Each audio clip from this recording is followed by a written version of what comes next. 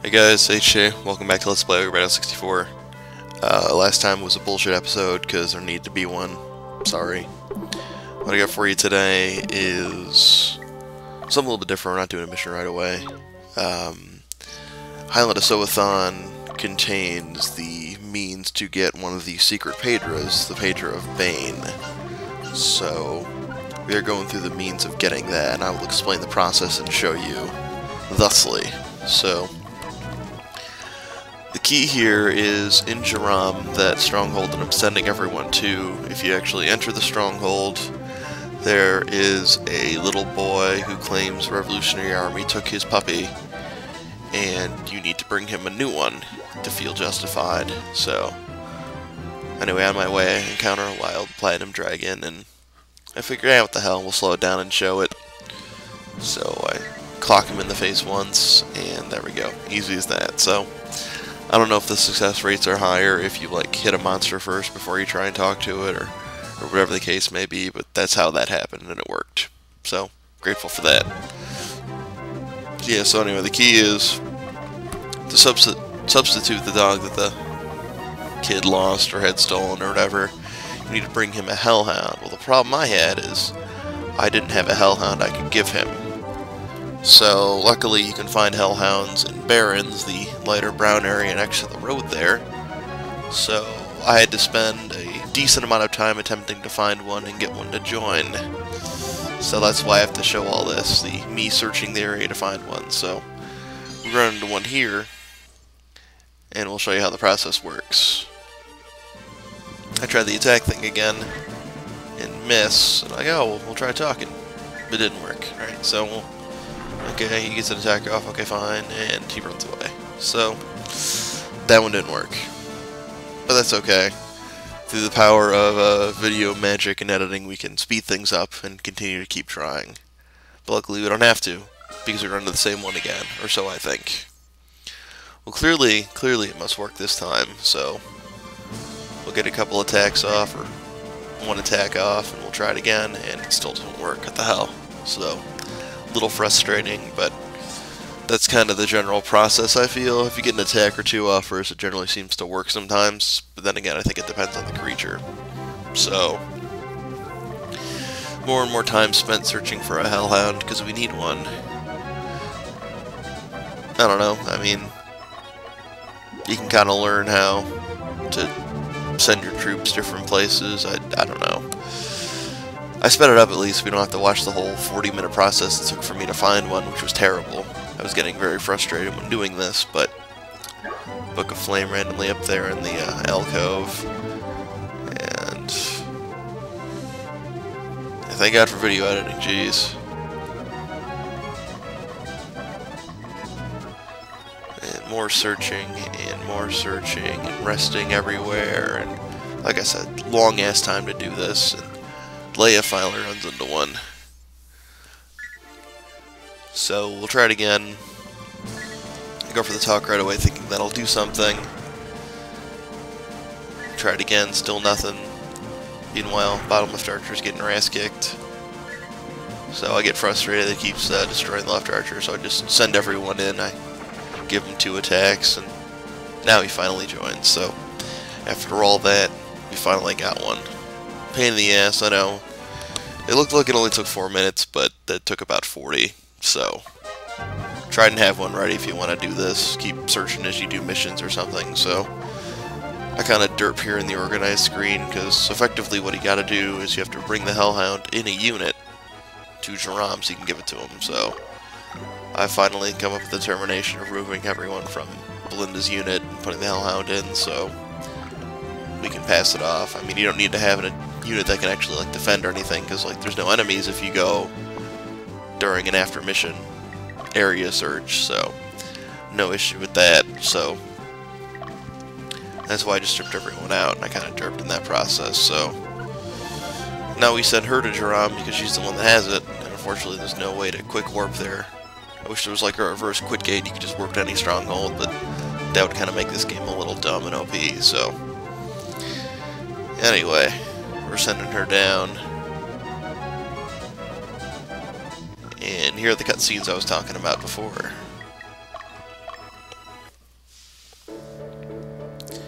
while ago, the Revolutionary Army came here. They started fighting here. My dog, Bacchus, got lost. Mom tells me that Bacchus ran far away, but I already know. I know he's not alive. You're from the Revolutionary Army. How dare you? Why did you have to do that to Bacchus? Give him back now. So, he blames us. But luckily, we have a solution in mind. Really? This doggy's for me? Take good care of it, okay? Sure, of course. But this dog has 2 heads. Do I have to feed them both? Oh well. Here, have this beautiful stone I found in the forest. And there you go, Pedra of Bane. So, much like the Pedra of Flame, you can select it in battle and use it and get some extra cheap attacks out. So we go back and quit out. Go back to the world map. So, organize screen just to get that unit back up to snuff and give her items again, so we're not going in at a disadvantage. So yeah, that's how you get the Pedra of Bane. I thought it was important to show, because some people don't know. And sometimes it's nice to have a dedicated, like, tutorial walk. So, next up, we're heading up to Mount Ithaca, and we will take care of Scene 15, Uncertainty.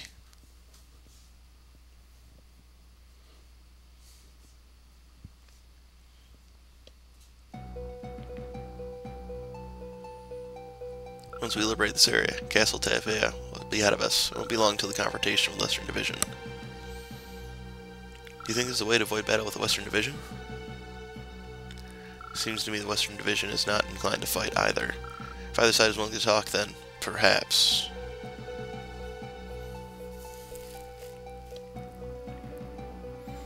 We have a messenger from the Western Division.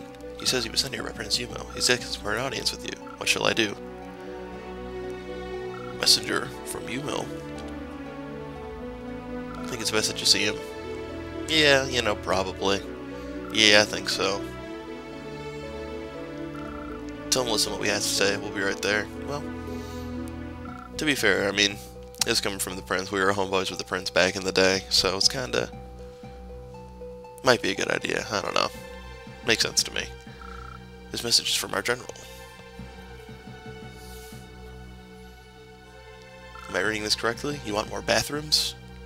Well, we can't provide those. All of our masonry is currently gone. Blah blah blah, fruitless battle, justification of the Revolutionary Army. Reconciliation will be the first step towards peace.